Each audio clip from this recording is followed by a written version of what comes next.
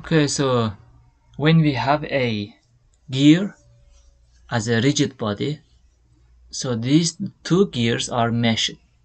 So we have a meshing point of A with A prime that is rotating, and then this meshing point is always fixed.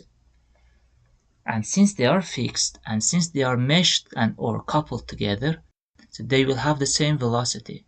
So the velocity at A will be same as velocity at A prime. In other words, the omega A, Ra will be same as omega A prime, Ra prime.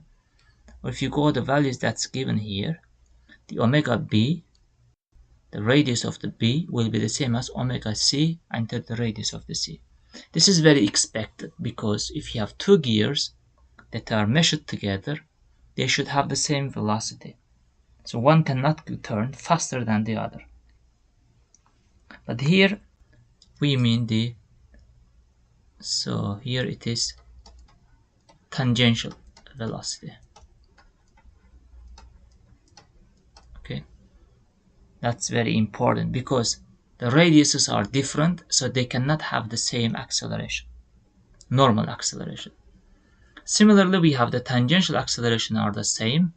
So for the tangential acceleration, we have the angular acceleration into the radius will be the same as for both gears. But I should mention it that since radius are different, then the normal acceleration of A cannot be the same as normal acceleration of the B. Okay, that's the main part.